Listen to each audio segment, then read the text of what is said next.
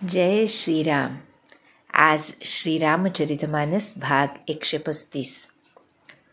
रामे चित्तलयः सदा भवतु मे, भो राम मामुद्धर.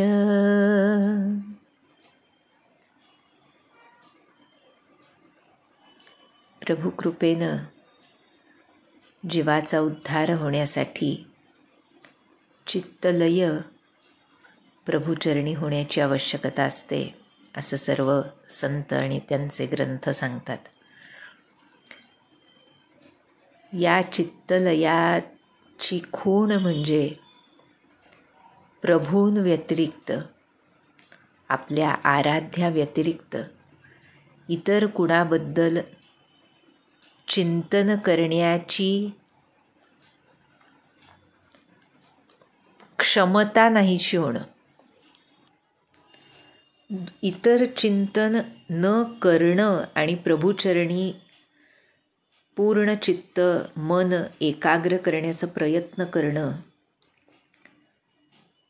याला मुमुक्षुत्व म्हणतात. आणि ज्या वेळेला ती पात्रताच नाहीशी होते इतर चिंतन करण्याची, सद्गुरु कृपेनं अर्थातच हा एकविध भाव अंतरामध्ये निपजतो आणि तो केवळ ज्याला आपण फ्लीटिंग एक्सपिरियन्स म्हणतो किंवा येणारा जाणारा भाव म्हणतो, तसा नसून त्याचं ठाण हृदयामध्ये निर्माण होतं की त्याच्याशिवाय काही रजिस्टरच होत नाही मनामध्ये.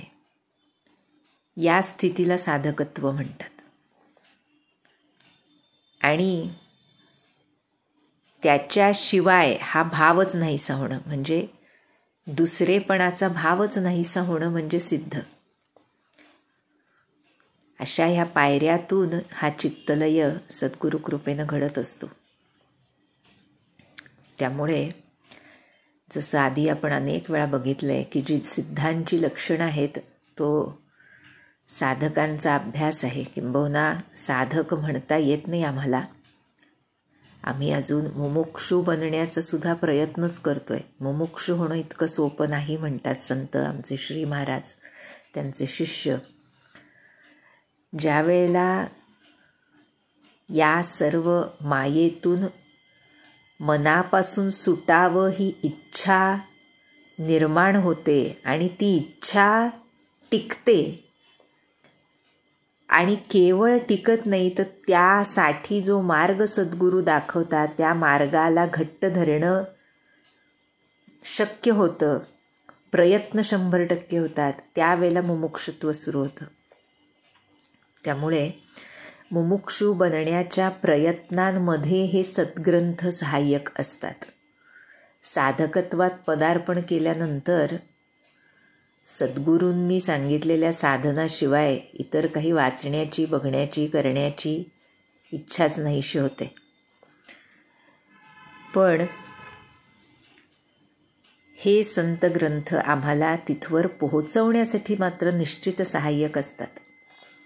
त्यामुळे इथे माता अशा आपल्या प्रभूंच्या चरणी मातृरूपानं आसक्त झाल्यात आणि अत्यंत प्रेमानं ज्यांची इतकी आपण वाट बघत होतो ते आपल्या वधूंसमेत आलेले बघून हरखून गेलेत.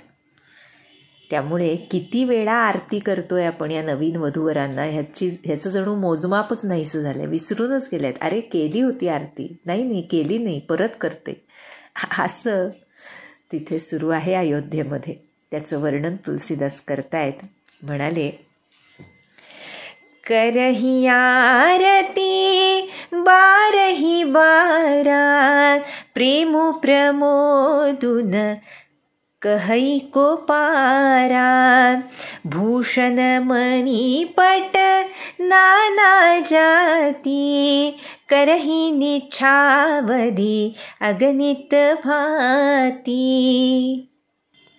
बधुन समेत देखी सुतचारी, परमानंद मगन महतारी। पुनि पुनि सिय राम छवि देखी, मुदित सफल जग जीवन लेखी। सखी सिय मुख पुनि पुनि चाही, गान करही निज सुकृत सराही। बरषहि सुमन छनहि छन देवा, नाचहि गावहि लावहि सेवा। देखी मनोहर चारि उजोरी, सारद उपमा सकल ढंढोरी। देतन बनहि निपट लघु लागी, एकटक रही रूप अनुरागी। निगम नीति कुल रीति करी, अर्घ पावड़े देत। बधुन सहित सुत परिछि सब, चली लवाई निकेत।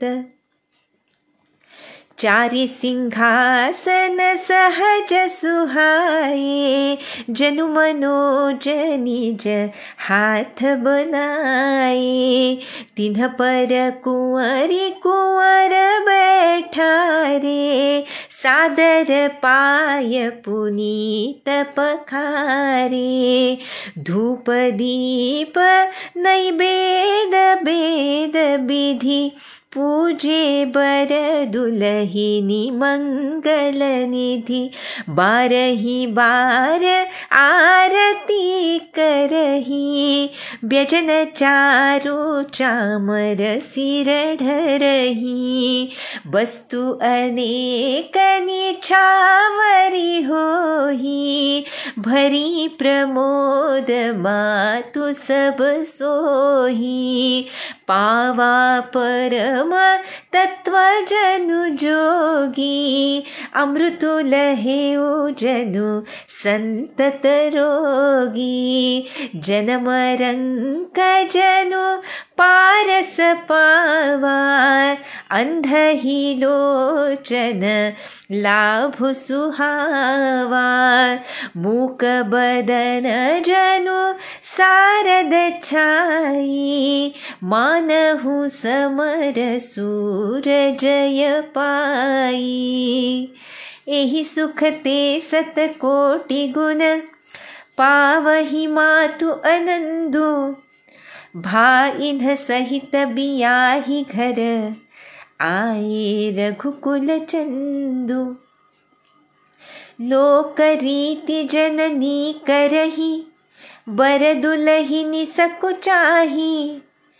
मोदु बिनोदु बिलोकी बड़, राम मन ही मुस्काही। वरचेवर सर्व माता आरती करतायत. इतकं प्रेम आणि आनंद ओसंडून वाहतंय की अनेक आभूषण रत्न वस्त्र अगणित वस्तू त्यांच्यावरून उतरून टाकल्या जात आहेत. अशाच गोड त्या लहान वयाच्या सुंदर अशा वधू आणि वर आहेत. म्हणतात त्या चारही पुत्रांना आपल्या वधूंसह बघून माता आनंद निमग्न होऊन गेल्या आणि पुनी पुनी सिय राम छबी देखी, मुदित सफल जग जीवन लेखी.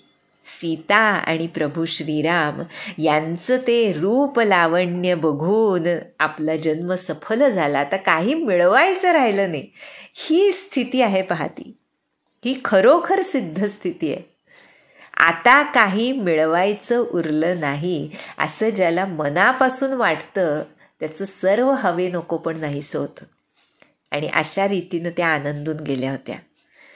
आता म्हणतायत की तिथल्या सर्व सख्या स्त्रिया आमच्या जानकी मातेचं मुख वरचेवर बघत होत्या आणि आपल्या पुण्याची वाहवा करत होत्या.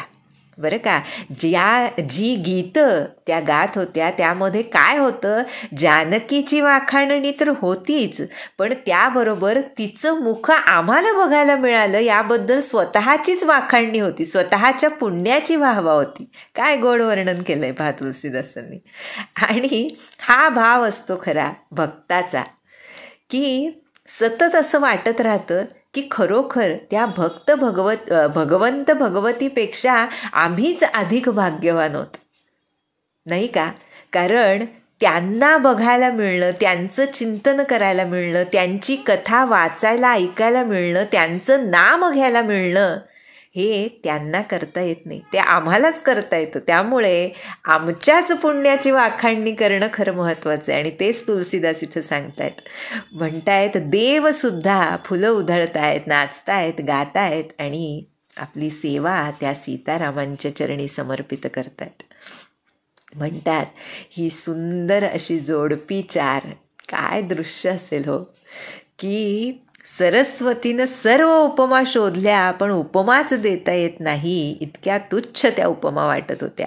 आणि देतन बनही निपट लघु लागी, एक टक रही रूप अनुरागी. आमची सरस्वती माता सुद्धा निराश झाली की अरे मला सुद्धा उपमा देता येत नाहीये या चौघा जोडप्यांना. त्यामुळे मग प्रभूंच्या रूपावर अनुरक्त होऊन ती सुद्धा एकटक त्यांनाच बघत राहिली. आणि अशा रीतीनं सर्व वेदविधी कुलाचार पूर्ण झाले आणि पायघड्या घालतच माता सर्व वधूंच्या सह सर्व पुत्रांना औक्षण करून महालात घेऊन आल्या. 4 सुंदर सिंहासनं मांडली आहेत तिथं त्या राजकुमार आणि राजकुमारींना बसवलं. आणि पहा बरं, सादर पाय पुनीत पखारे, त्या माता मोठ्या आदरानं त्या वधूवरांचे चरण धुतायत, बरं का. आणि मग त्या नवरदेव आणि वधू जे मांगल्याचं जणू माहेर आहेत, मंगलनिधी आहेत, अशांचा धूप दीप नैवेद्य दाखवून पूजा करतायत, वारंवार ओवाळतायत. आणि वधूवरांच्या मस्तकावर मोरपंख आणि चौऱ्या ढाळतायत.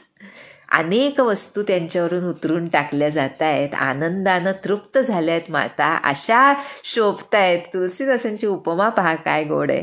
पावा परम तत्वजनु जोगी, की कशा परितृप्त, पूर्णपणे तृप्त संतृप्त झाल्या आहेत त्या माता, तर जणू योग्यानं परमतत्व प्राप्त केलेलं असावं. आणि ते असंच आहे नाही का. समोर प्रत्यक्ष राम जानकी आहेत, याहून काय तत्व प्राप्त करायचं. त्यामुळे त्या अशा आनंदित आहेत. आणि जणू असं म्हणतायत की जणू नित्य रोगी असलेल्या मनुष्याला अमृत मिळावं अशी त्यांची स्थिती आहे. जन्मदरिद्री असलेल्या माणसाला परीस मिळावा, आंधळ्याला दृष्टी मिळावी, मुक्याच्या मुखामध्ये जणू सरस्वती विराजमान व्हावी आणि वीरानं युद्धात विजय मिळवावा, अशी त्यांची अवस्था झाली. आणि अशी अवस्था नाही म्हटलं, तुलसीदास पुढं म्हणतायत, या सर्व उपमा मी दिल्या त्या सर्व सुखाहून शेकडो कोटी पटीनं अधिक आनंद या मातांना मिळत होता. कारण भाईन सहित बियाही घर आये रघुकुल चंदू, रघुकुलाचे चंद्रमा श्री रघुनाथ विवाह करून आपल्या भावांसह घरी परतले होते. आणि अशा सर्व लौकिक रीती चालू होत्या. वरवधू आनंदतही होते आणि लाजतही होते. आणि प्रभू श्रीरामांची स्थिती काय आहे यामध्ये त्याचं वर्णन केलं आहे. म्हणाले, कोण आहेत हे? जगताचे पिता आहेत. त्यांना ह्या सर्व लौकिक ह्या लीला आहेत. त्यामुळे जे सर्वांतर्यामी आहेत ते केवळ शुद्ध भावाने तिथं भुललेले आहेत. आणि म्हणून त्यांना म्हटलंय की हा महान असा आनंद आपल्या मातांचा आणि निरनिराळ्या ज्या लौकिक रीती विनोद तिथे सुरू आहेत ते बघून प्रभू मनातल्या मनात हसतायत की कशी लीला आहे, माझ्याच मायेची ही लीला आहे, माझ्याच सीतेची ही लीला आहे, असं म्हणून रामचंद्रांना मनातल्या मनात हसू येतंय. आणि मग देव पितर पूजे विधिनी की, पूजी सकल बासना जी की। सबही बंदी मागही बरदाना, भाईन सहित राम कल्याणा। अंतरहित सुर आशिष देही, मुदित मातु अंचल भरिलेही। भूपती बोली बराती लीन्हे, जान बसन मनी भूषण दीन्हे। सर्व मनातल्या कामना ह्या मातांच्या पूर्ण झाल्यात आणि त्यामुळे देव आणि पितर ह्यांचं पूजन त्यांनी केलंय. सर्वांना वंदन करतायत ह्या माता आणि हेच वरदान मागतायत की भावांसह आमच्या श्रीरामाचं कल्याण होवो, बरं का. आणि देव सर्व गुप्त राहून आकाशातून आशीर्वाद देत आहेत, बरं का. आणि माता आनंदानं पदर भरभरून ते घेत आहेत, बरं का. त्रेतायुगातली गोष्ट आहे ही, आत्ताची नव्हे. त्यामुळे मातांना सुद्धा किंबहुना सर्वांनाच हे जे देवांचं अस्तित्व आहे, जे आजही आहे, पण आज आम्हाला ते आमच्या कलुषित मनामुळे दिसत नाहीत, पण त्या युगामध्ये देव आणि मानव यांमधला संबंध अत्यंत स्पष्ट होता. त्यामुळे देव आकाशात दिसतायत तिथे मातांना आणि त्यांच्याकडून तो आशीर्वाद त्या मिळवतायत. आणि मग राजांनी, वऱ्हाडी जे लोक होते त्यांनाही सर्वांना बोलावलं आणि विविध प्रकारचं दान त्यांना दिलेलं आहे. आणि पुढं याचंच वर्णन तुलसीदास करतायत. आयसु पाई राखी उर राम ही, मुदित गये सब निज निज धाम ही। पुर नर नारी सकल पहिराए, घर घर बाजन लगे बधाए।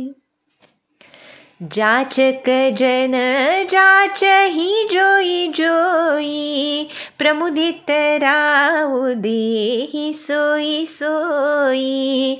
सेवक सकल भजनिया नाना, पूरन किए दान सनमाना। देहि असीस जोहारी सब, गावहि गुण गण गाथा। तब गुर भूसुर सहित गृह, गवनु कीन्ह नरनाथा। जो वसिष्ठ अनुशासन दीन्ही, लोक वेद विधि सादर कीन्ही। भूसुर भीर देखी सब रानी, सादर उठी भाग्य बड़ जानी। पाय पखारी सकल अधवाए, पूजी भली विधि भूप जेवाए। आदर दान प्रेम परिपोषे, देत असीस चले मन तोषे। बहुविधि कीन्ही गाधी सुत पूजा, नाथ मोहि सम धन्य न दूजा। कीन्ही प्रशंसा भूपति भूरी, रानी न सहित लीन्ही पग धूरी।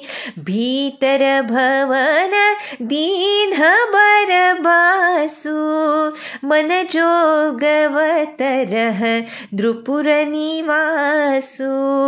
पूजे गुर पद कमल बहोरी, कीन्ही विनय उर प्रीति न थोरी।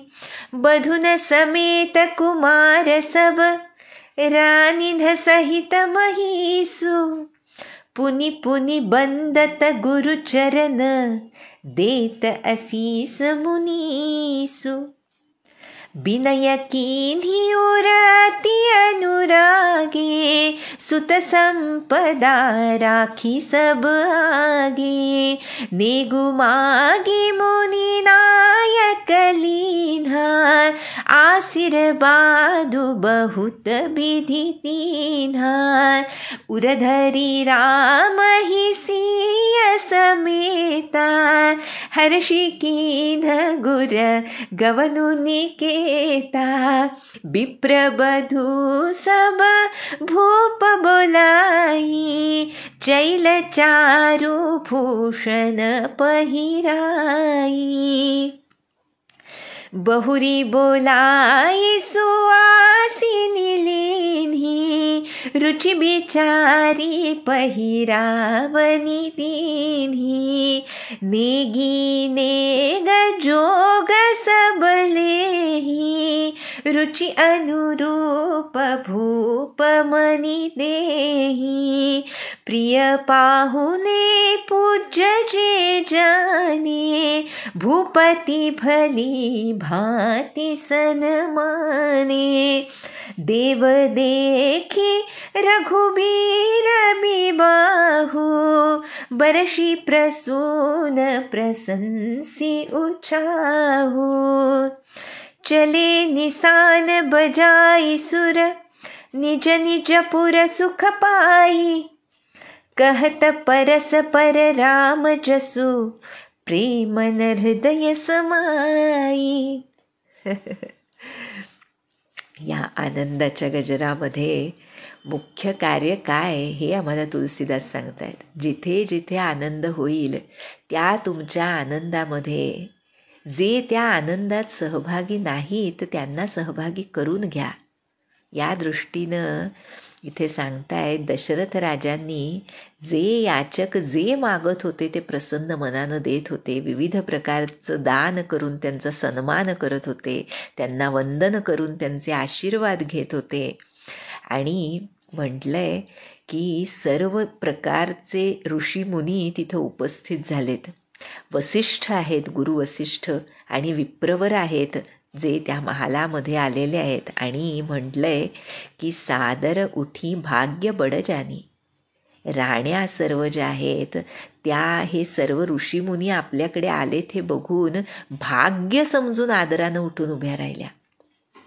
घरामधल्या स्त्रीनं कुणी आल्यावर कसं वागलं पाहिजे ह्याचा वस्तुपाठ आहे इथे. कुणी आल्यानंतर आपण केवळ पुस्तकामध्ये किंवा एक म्हण म्हणून अतिथी देवो भव म्हणतो, पण खऱ्या अर्थानं देव समजून आम्ही अतिथींची पूजा सत्कार सन्मान करतो का? त्या आदरानं त्यांना वागवतो का? किंबहुना आमच्या मनामध्ये निदान ते आले याबद्दल खरा आनंद होतो का? एवढा विचार केला तरी आमच्या मनामधले दोष आम्हाला समजून येतील आणि ते दूर व्हायला मदत होईल. यासाठी हे आहे. आणि जसं पुढे सांगतायत की त्यांचं चरण प्रक्षालन करून पूजन करून दान आदर दिल्यामुळे प्रेमामुळे मुख्यतः ते विप्रवर मनापासून आशीर्वाद देत गेले. आणि पुन्हा विश्वामित्रांची पूजा केलेली आहे आणि म्हणालेत राजा दशरथ की माझ्यासारखा भाग्यवान कुणी नाही. खूप त्यांची स्तुती करून त्यांची चरणरज राण्यांसह मस्तकाला लावलेली आहे. त्यांची विशेष सेवा करून त्यांना ठेवून घेतलेलं आहे राजा दशरथांनी विश्वामित्रांना. हे सर्व सुख त्यांच्यामुळे आम्हाला प्राप्त झाले अशी दृढ भावना सर्वांची आहे. आणि मग वसिष्ठांची देखील पूजा करून त्यांची स्तुती करून अत्यंत प्रेमानं राजा आणि त्यांच्या सर्व राण्या हे करतायत. वारंवार गुरुचरणी वंदन करतायत आणि मुनीश्वर आशीर्वाद देत आहेत. पहा बरं, प्रत्येक ठिकाणी गुरुपूजन संतपूजन ह्याला अनन्यसाधारण महत्त्व तुलसीदासांनी दिलेलं आहे. आणि पुढे हे सुद्धा सांगितलं आहे की सर्व संपत्ती आपले पुत्र अत्यंत प्रेमपूर्ण मनानं मुनी वसिष्ठांच्या समोर दशरथ राजांनी ठेवले आणि त्यांचा स्वीकार करा अशी विनंती केली. बरं का, पण कुलगुरू म्हणून आपली दक्षिणा तेवढी मागितली वसिष्ठांनी. ती सुद्धा कशासाठी मागतात हो हे? ती दक्षिणासुद्धा अपेक्षेनं मागत नसतात. त्याचं पुण्य तर त्या दान देणाऱ्याच्या पदरात पडावं म्हणून ही दक्षिणा असते. हे लक्षात घेऊन जो दक्षिणा देईल त्यालाच त्याचा पुण्यलाभ होईल, अन्यथा त्याचा काहीही उपयोग होत नाही, किंबहुना आमचाच अभिमान वाढण्यामध्ये त्याची परिणती होते. आणि पुढे सांगतायत की सर्वच सुवासिनींना बोलवून वस्त्र दिली आहेत, आहेर दिलेत, जे काही ज्यांची जी इच्छा आहे ते दान केलं आहे. पहा, दान करणं यामध्येच सर्वस्व आहे जणू दशरथ राजांच्या कुलाचं, हे दाखवताय तिथे तुलसीदास. खरोखर दाता भवती वा न वा म्हटलंय एका संस्कृत सुभाषितामध्ये, की क्वचित कुणी खरा दाता असतो. आमचे श्री महाराज जसे होते, किंवा ते तर म्हणतात की जो पंत असतो तो संत बनू शकतो. आणि पंत म्हणजे काही पैशानं पंत नव्हे, तर मनाच्या मोठेपणानं पंत पण यावं लागतं. आणि ही देण्याची वृत्ती असते म्हणतात महाराज, द्यायला शिकावं म्हणतात आमचे महाराज. काय महाराजांनी एक एक सांगितलं आहे. परमार्थ मार्गात त्या प्रत्येक गोष्टीचं आचरण केल्याशिवाय आम्ही त्या अंतिम मनशुद्धीच्या स्थानापर्यंत पोहोचणंच अशक्य असं वाटतं. त्यामुळे इथे आता तर दिवाळी, आजपासून आज धनत्रयोदशी, त्यामुळे दिवाळी सुरू झाली आहे. तर ज्या लोकांना आमच्यासारखी दिवाळी साजरी करणं शक्य नाही,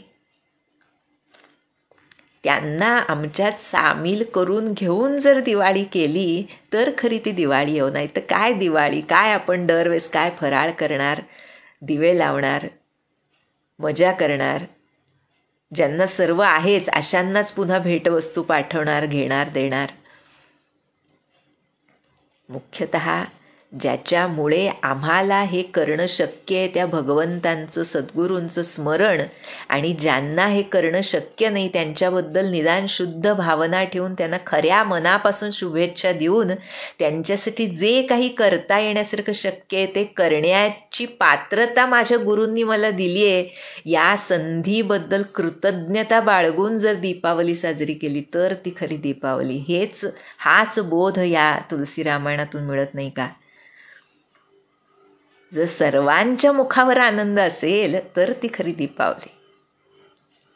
त्यामुळे इथे आम्हाला हीच शिकवण राजा दशरथ देत आहेत, विविध प्रकारची दानदक्षिणा देऊन.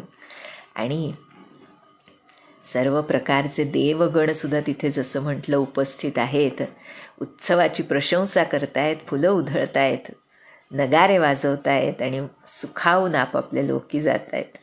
परस्परांना प्रभू श्रीरामांची कीर्ती सांगतायत आणि अशा रीतीनं त्यांच्या हृदयात प्रेम मावत नाही आहे. अशा रीतीनं हे सर्वजण आपापल्या स्थानी गेल्यानंतर आता राजा दशरथ काय करतायत ह्याचं सुंदर वर्णन करतायत. म्हणाले, सब विधि सब ही समधि नर नाहु, रहा हृदय भरी पूरी उछाहु, जहर निवासु तहा पगुधारे, सहित बहुटी न कुंवर निहारे, लिए गोद करी मोद समेता, को कही सकई भयउ सुखु चेता, बधु सप्रेम गोद बैठारी, बार बार हिय हर्षि दुलारी. आहा, राजा दशरथ अत्यानंदानं अंतःपुरात गेलेत.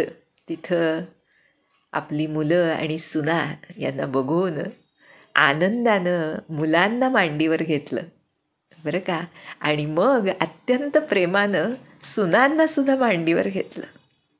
बधू सप्रेम गोद बैठारी, आणि वरचेवर अत्यंत हर्षभरित अंतःकरणानं त्यांचे लाड केले. काय गोड वर्णन केलंय पहा.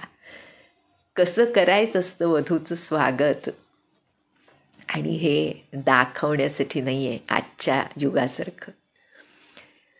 जे मनापासून आहे ते दाखवावं लागत नाही.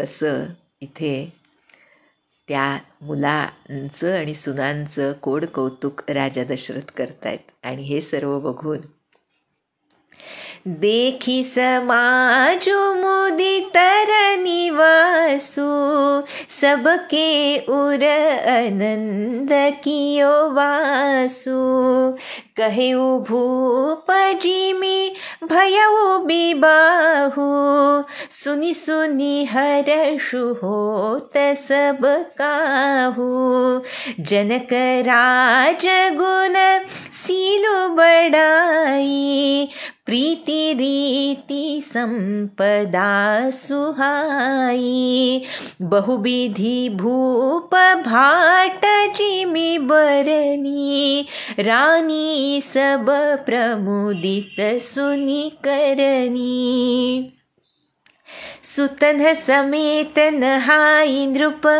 बोली विप्र गुर ज्ञाति भोजन कीन्ह अनेक विधि घरी पंच गई राती मंगल गान करहि बर भामिनी भय सुख मूल मनोहर जामिनी अंचई पान सब काहू पाए स्रग सुगंध भूषित छबि छाए राम ही देखी रजाय सुपाई निज निज भवन चले सिरनाई प्रेम प्रमोद विनोद बड़ाई समऊ समाजु मनोहरताई.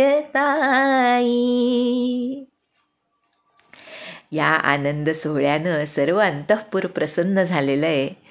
विवाह कसा झाला ह्याचं वर्णन त्यानंतर राजा दशरथ सांगतायत. अत्यानंद झाला सर्वांना, कारण आतापर्यंत सबंध जणू अयोध्यापुरीच तिथे उपस्थित असल्यामुळे हा कुटुंबाला वेळ मिळालेलाच नव्हता.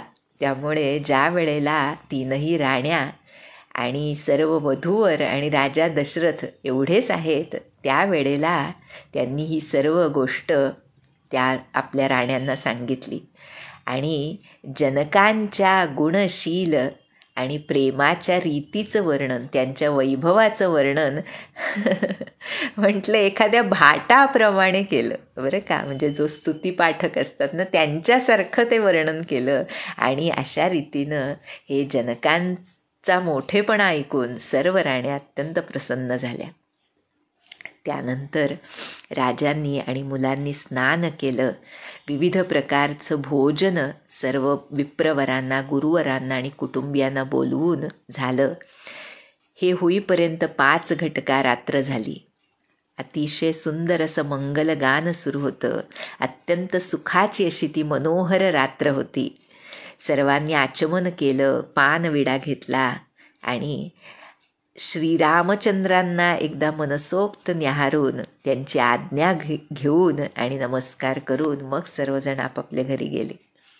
कसं वर्णन करावं इथल्या सर्व जे काही प्रेम, आनंद, तिथली मनोहर सर्व जो परिसर तिथला झालेला होता सीतारामांच्या आगमनामुळे, त्याचं वर्णन सरस्वती, शेष, वेद, ब्रह्मदेव, महादेव आणि गणेशसुद्धा करू शकणार नाही. आणि मग मी कसं ते वर्णन करू सांगा बरं, म्हणतात तुलसीदास. आणि स्वतःलाच कमीपणा घेऊन उपमा घेतात. भूमी नागू सिर धरई की धरणी, की भूमीमध्ये राहणारं छोटं गांडूळ जे असतं ते कधी पृथ्वीला शिरावर घेईल का. म्हणजे पहा किती नम्रता आहे तुलसीदासांची. एवढ्या उपमा देतात आणि स्वतःकडे पुन्हा कमीपणा घेतात. आणि ह्यानंतर एक अतिशय गोड गोष्ट राजा दशरथ करतायत. काय केलं त्यांनी तर, नृप सब भांति सब ही सनमानी कही मृदु बचन बोलाई रानी बधूलरी कनी पर घर आई राखे हु नयन पलक की नाई. काय प्रेम आहे राजा दशरथांचं. म्हणतायत सर्वांचा सन्मान करून झाला तेव्हा आपल्या राण्यांना अत्यंत गोड शब्दांमध्ये त्यांनी जवळ बोलावलं आणि काय सांगितलं, सुना अजून खूप लहान आहेत, परक्या घरी आल्यात, त्यामुळे त्यांची काळजी घ्या. पण कशी काळजी घ्या सांगितलंय, राखेहू नयन पलक की नाही. डोळ्यांची काळजी पापण्या जशा घेतात इतक्या नाजूकपणानं आपल्या सुनांची काळजी घ्या, असं राजा दशरथ आपल्या पत्नींना सांगतायत बरं का. आणि मग म्हणाले, लरिकाश्रमित उनीद बस सयन करावहु जाई. अस कही गे विश्राम गृह रामचरण चितुलाई. आहा, म्हणाले मुलं थकून गेली आहेत, त्यांना झोपेनं घेरलंय, त्यामुळे त्यांना नेऊन झोपवा बरं का. असं म्हणून स्वतः राजा दशरथ प्रभू श्रीरामांच्या चरणी मन लावून रामचरण चितुलाई मग आपल्या विश्रामस्थानी गेले. अशा रीतीनं अत्यंत सुंदर वर्णन त्या प्रेमाचं, फक्त प्रेम आहे पहा. म्हणून म्हटलं ना, कालच मनामध्ये विचार आला होता, हे जिथपासून हे आपल्या माता आणि पित्याच्या लग्न प्रसंगाचं वर्णन सुरू झालंय तिथपासून कुठे डाऊन साईड नाहीच आहे पहा. नाही का. प्रत्येक ठिकाणी उत्साह, आनंद, समारंभ, सोहळा भरून उरला आहे. आणि त्यामुळे त्यावर काय सांगू शकतो कोणीही. कसं असतं, आमचे महाराज म्हणतात, संसार कसा असतो तर चिंचेप्रमाणे असतो. आणि चिंच कशी, तर चिंच जितकी आंबट तितकी चांगली. म्हणजे हे सर्व संतांचा जो बोध आहे तो कशामुळे आहे, तर संसारातल्या चढ उतारांमुळे आहे. जर फक्त आनंदच असता संसारामध्ये तर ह्या संतांच्या बोधाचं काही आवश्यकताच नव्हती, नाही का. त्यामुळे हे आत्तापर्यंतचे जे वर्णन आहे आणि अजून थोडं जे पुढे आहे तिथंपर्यंत एक सलग सरळ आलेख आहे बघा. फक्त आनंद, उत्साह, प्रेम, मुख्यतः प्रेम, ह्याचा जो आलेख आहे त्यामध्ये कुठेच काही असं वाटलं की ब्राह्मी स्थिती ज्याला म्हटलंच आहे, आजच आलं ना, मला वाटतं तुलसीदास म्हणाले की तशी जणू योग्याला परमपदाची प्राप्ती व्हावी तसा तो आनंद आहे. आणि अक्षरशः म्हणजे ज्यामध्ये, कारण त्या आनंदाला दुःखाची बाजूच नाही ना, असा आनंद ज्यावेळी असतो त्यामध्ये कुठे काही खाच कळगे कुठे नसतातच, त्यावेळी त्याच्यावर काही भाष्य करण्याजोगंच उरत नाही, म्हणजेच त्याबद्दल काही बोलता येत नाही. म्हणून तुलसीदास ठाई म्हणतात, उपमा देतात पण म्हणतात उपमा देता येत नाही.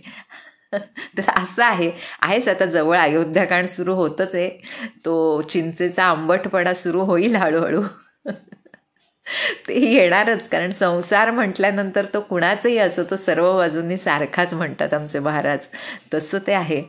पण आतापर्यंत जे वर्णन आहे त्यामध्ये जे प्रेम ओसंडून आहे ते प्रेम जर आम्ही अंतःकरणामध्ये सद्गुरू कृपेनं, आणि त्यांनी सांगितलंय म्हणून हे महत्त्वाचं, ते जर अंतःकरणामध्ये खऱ्या अर्थानं जोपासण्याचा प्रयत्न केला, आमच्या आजूबाजूच्या लोकांवर, घरातल्या लोकांवर, मुलाबाळांवर शुद्ध प्रेम, आसक्तीरहित शुद्ध प्रेम, अशा रीतीनं जर आम्ही करायचा प्रयत्न केला तर निदान अंतःकरणापुरती तरी आमची दिवाळी कधी संपणार नाही असं वाटतं. त्यामुळे अशा अंतःकरणातल्या दिवाळीमध्ये प्रभू श्रीरामांचं नाम सदैव ताजं नितनवीन आहे, अशी दिवाळी आम्हा सर्वांना सतत लाभो त्यांच्या कृपेनं, हीच त्यांच्या चरणी प्रार्थना करूया. जानकी जीवनस्मरण. जय जय राम.